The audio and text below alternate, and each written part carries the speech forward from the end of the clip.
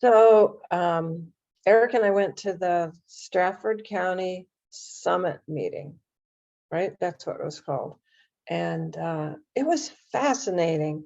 I know, Susan, you do all sorts of things on that level. And that's the very first time that I've ever done anything like that. And people were very nice. I met people from all over. And I learned so much about the New Hampshire Democratic Party that I had no idea. So for me, it was totally eye-opening. It was very informative. They were very upbeat about this election, the next 10 years. They had a lot of data about how New Hampshire is becoming more diverse, how New Hampshire is becoming more democratic, just all sorts of interesting information.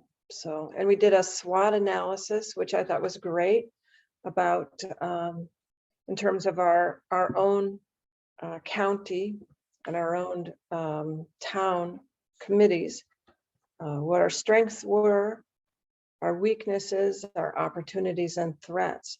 And I'm sure that they're going to put it all together and pass it out. But it was very interesting. So, and one of the other best things was that I met Erik. I've never known him before except for on Zoom. So, and we had a great chat. And yeah, so it was great.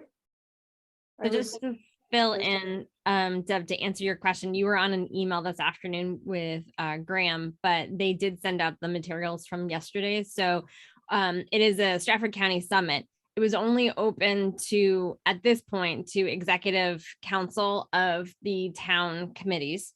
There's only 4 of us who are on the executive committee, and 2 went. So I said to the Strafford County, so I said to Walter, who's the Strafford County Dem chair, I said to him, I go, hey, you've got 50% of us. That's awesome.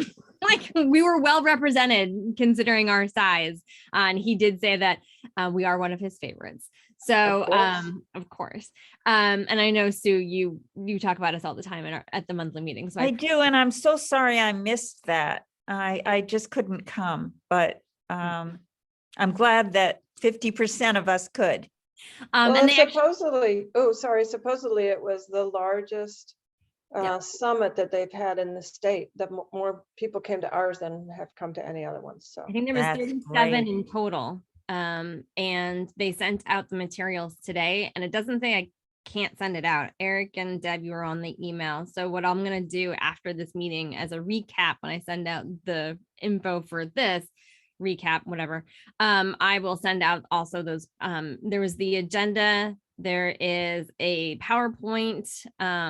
There's a copy of the handout materials, and then Chair King will be We'll be working with Chair King over the next couple of weeks to craft a long-term planning document to solidify the topics and insights brought forward in the summit. So you guys will all get that information after this meeting. I appreciate that. Yeah, people came up with some great ideas. It was, and people were very like shared all sorts of things, ideas, and I thought it was great. So. Erik, you're muted, but do you have any thoughts you want to add?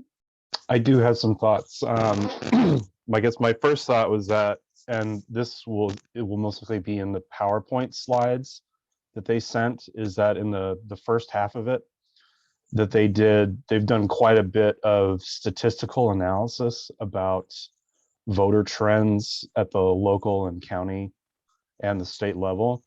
And the one that in particular that stuck out to me is the trend in the percentage of registered voters, how they've registered. The short version is that the Republicans have stayed static, but we have increased and the registered independents have decreased, which can only mean that people are switching from registered independent to registered Democrat and staying that way. At least over the last couple of years. So I thought that was a really positive trend.